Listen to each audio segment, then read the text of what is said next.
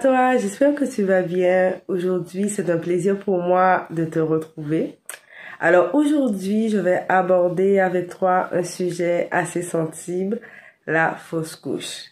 Alors, il y a quelques années, j'ai fait une fausse couche.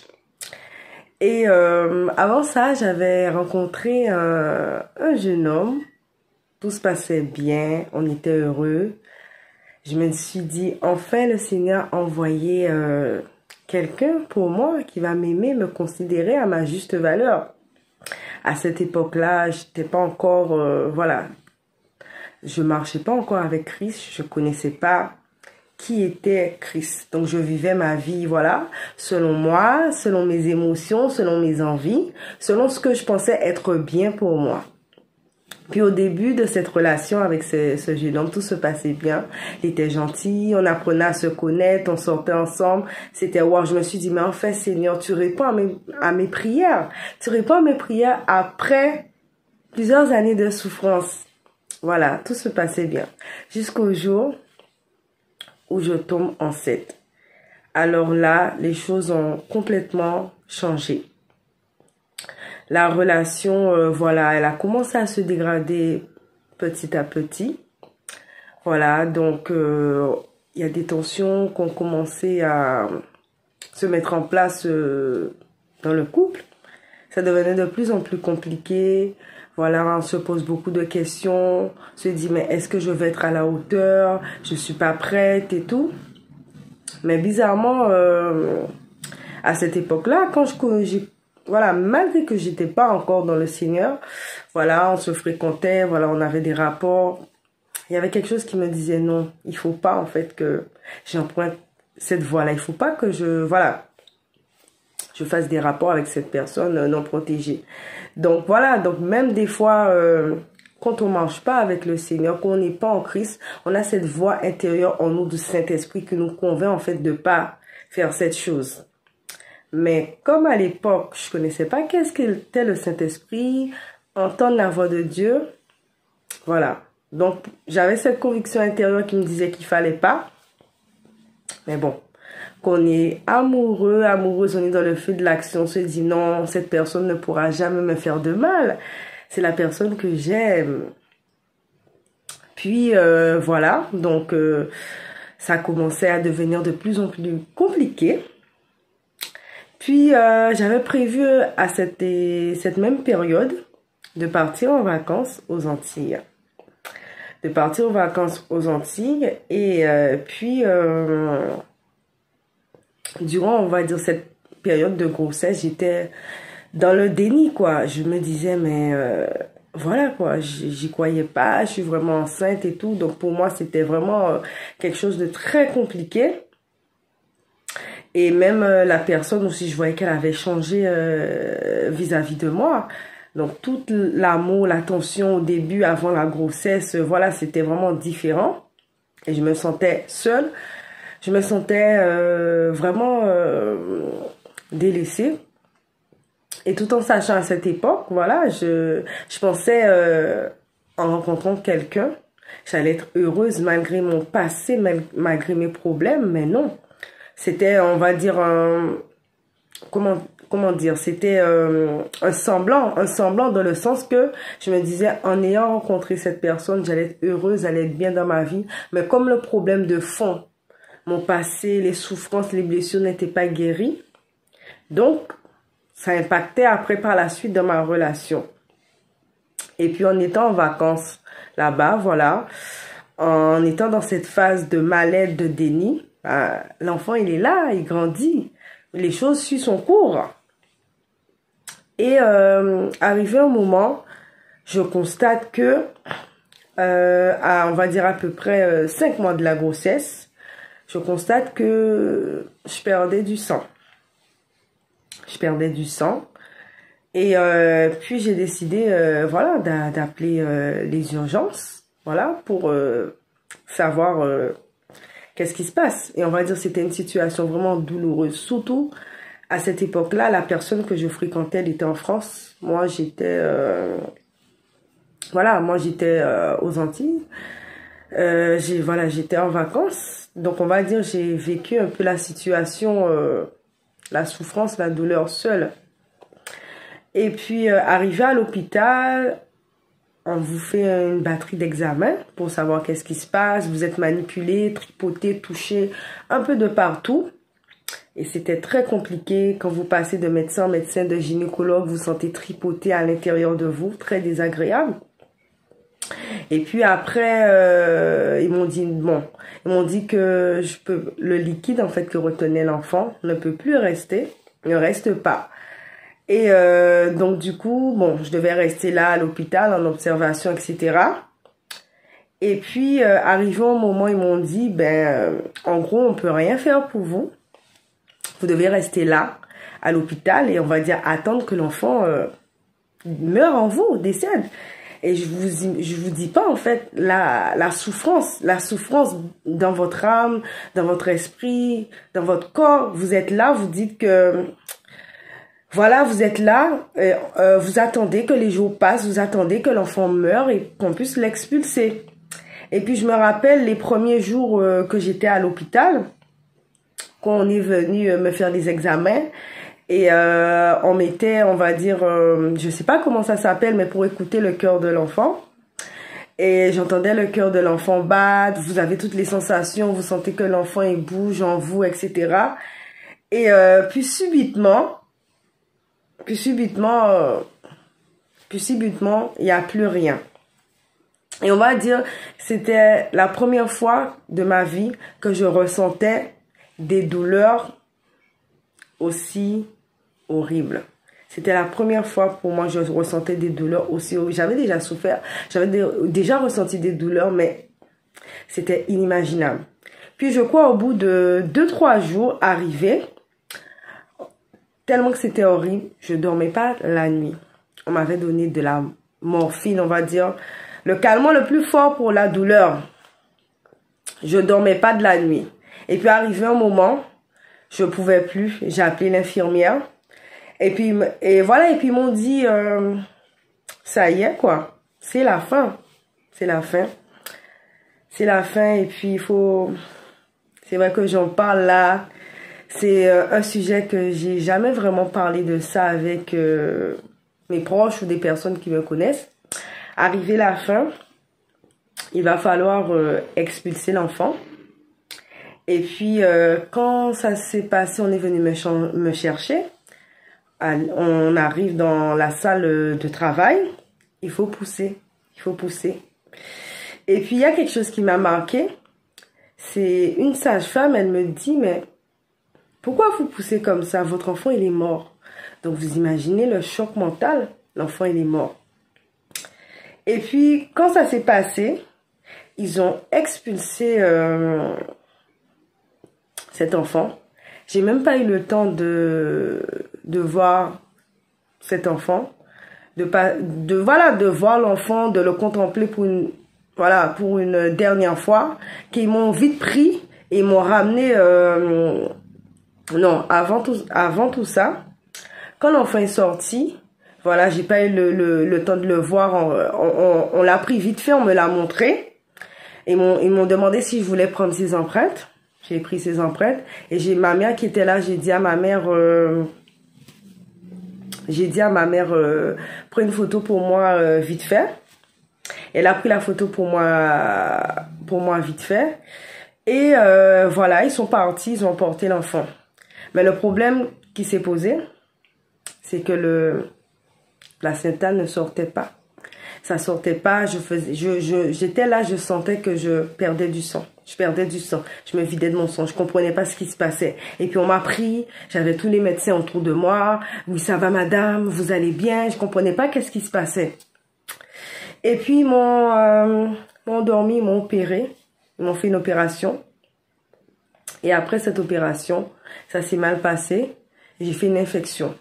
Et j'ai dû rester plus d'une semaine à l'hôpital à prendre des traitements.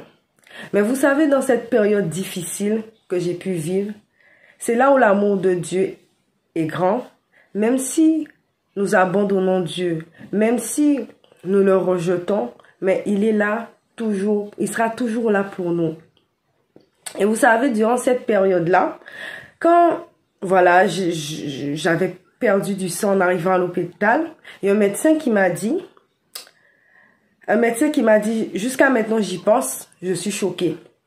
Le médecin m'a dit, ah mais vous savez madame, bon voilà, votre enfant, clairement, il va pas survivre, il va mourir. Vous savez quoi? Rentrez chez vous, vous allez accoucher seul. Vous allez accoucher seul, l'enfant va sortir et puis vous appelez les pompiers.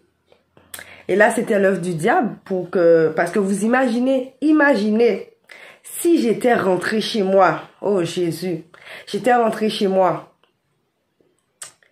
j'aurais perdu les os, l'enfant serait arrivé, je serais pas là aujourd'hui, je serais morte. Je serais morte parce que vous voyez, entre l'instant où l'enfant arrive, voilà, vous perdez les os, etc., l'enfant arrive, voilà, il faut réagir assez rapidement pour pouvoir survivre à cela. Et ma mère qui était là, elle a fait un scandale, elle a dit au médecin, mais c'est pas possible, qu'est-ce que vous racontez? Comment vous pouvez lui dire de rentrer chez elle et d'aller accoucher toute seule et d'appeler les urgences? Donc ma mère a fait un scandale. Et donc du coup, je suis restée à l'hôpital et ils m'ont gardée en observation. Et vous voyez, au moment que j'ai accouché, le placenta ne sortait pas, je me vidais de mon sang. Ils ont dû m'opérer en urgence.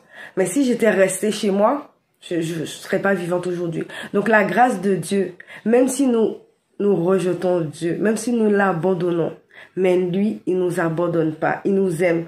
Il sera toujours là, peu importe les choix que nous prenons, peu importe les mauvaises décisions, il sera là, il nous attend jusqu'au jour où on revienne à lui. Il sera là pour nous accueillir dans ses bras d'amour.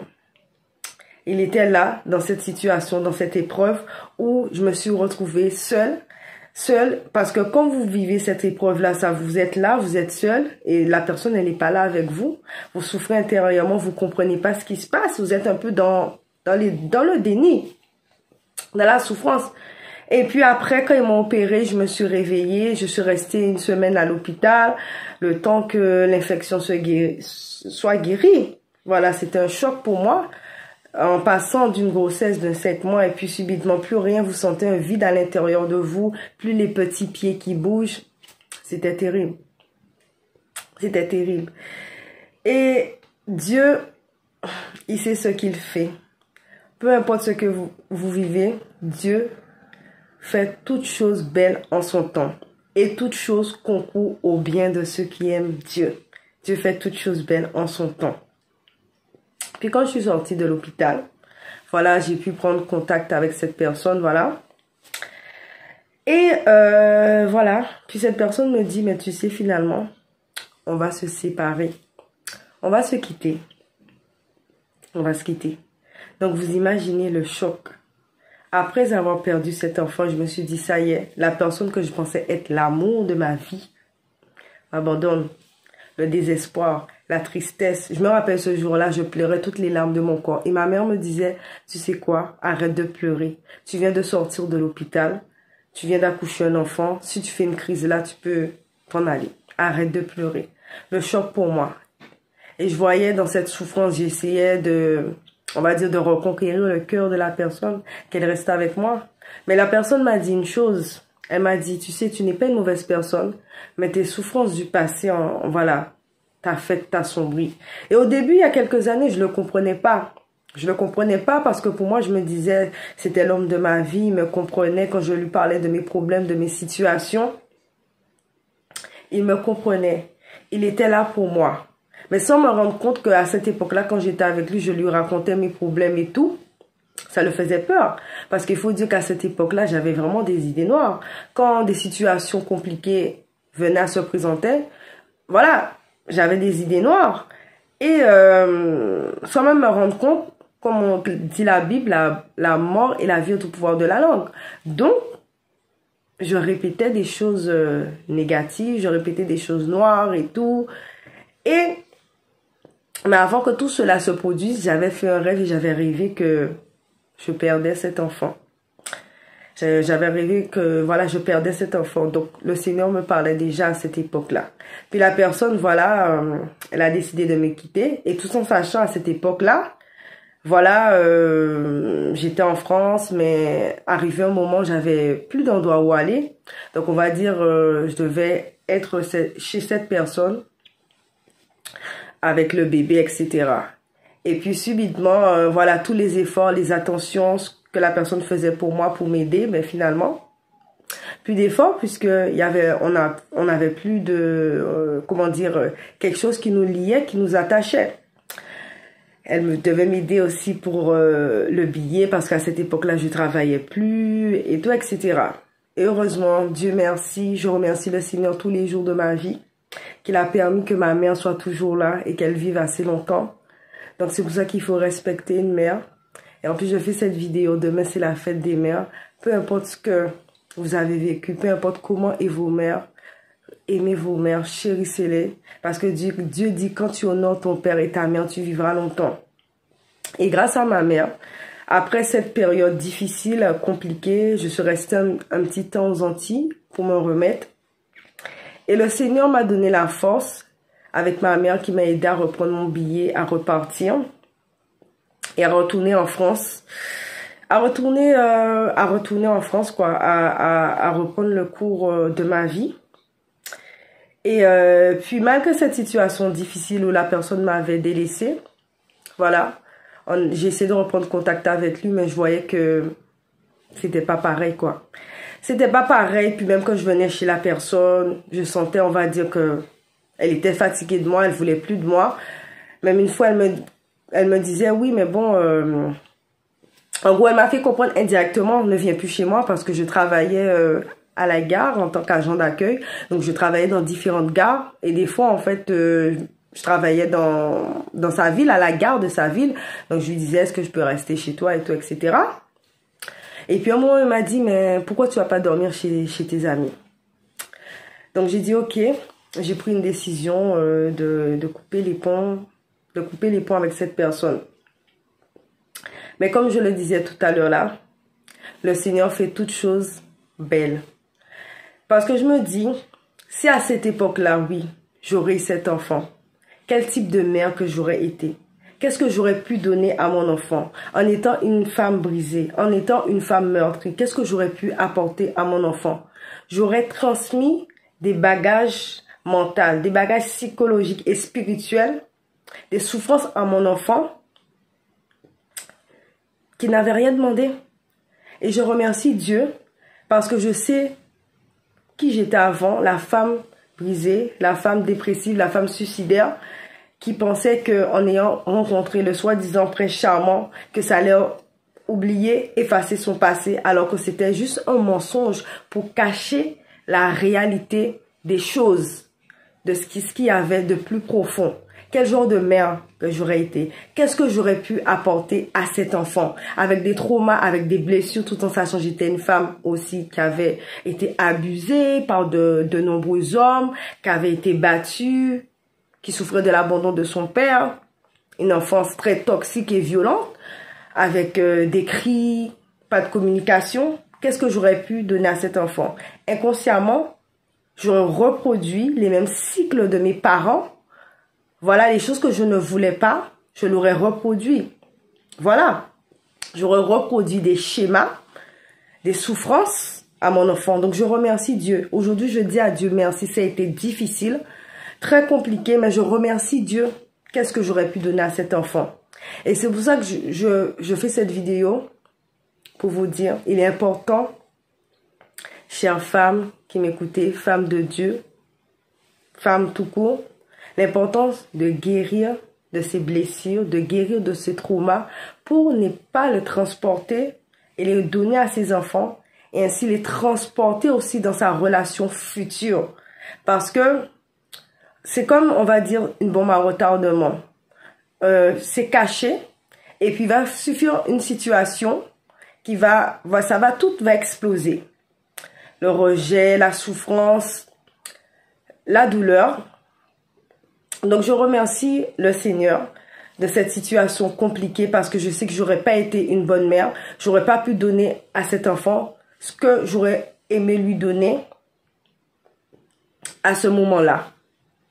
Donc, voilà, il faut vraiment guérir de ses souffrances, de ses blessures du passé, avant de s'engager, de se mettre dans une relation avec quelqu'un. Donc, je ferai vraiment une prochaine vidéo pour vraiment détailler l'importance de guérir de ces traumas du passé, les causes à long terme, à court terme, à moyen terme, l'impact que ça peut avoir sur votre vie. Mais vraiment, après, on va dire, cette épreuve compliquée, j'ai vu que quand ça s'est passé, comment le Seigneur a fait cette restauration de mon âme. Parce que c'est vrai que quand on perd un enfant, des fois, ça peut prendre énormément de temps pour se remettre. Mais j'ai vu que le Seigneur m'a restauré, qui fait que, malgré ça s'est passé en 2018, mais c'est comme si, en fait, aujourd'hui, je n'ai pas eu d'enfant. Je sens pas cette douleur, cette souffrance. Ça a été difficile, mais petit à petit, le Seigneur a restauré mon cœur. Il a restauré mon âme. Il a pansé mes blessures. Il a pansé mon cœur. Et vous savez, quand j'ai eu cet enfant, vous savez comment j'ai appelé l'enfant? Et à cette époque-là, je connaissais pas la Bible. Je lisais pas la Bible. J'ai appelé l'enfant Ismaël. Ismaël. Vous connaissez dans la Bible l'histoire de Sarah et Abraham? Ismaël. C'est Ismaël. C'était pas l'enfant de la promesse. L'enfant de la promesse, c'était Isaac. Et là, je me suis dit, c'était pas l'enfant de la promesse. C'était pas ce que Dieu voulait pour moi à cette époque. Il avait un autre plan pour moi. Il avait une autre histoire pour moi. Même si ceux qu'on a perdus nous font mal, nous font souffrir, on ne comprend pas pourquoi. Mais laisse-moi te dire, le Seigneur, il a un meilleur plan pour toi.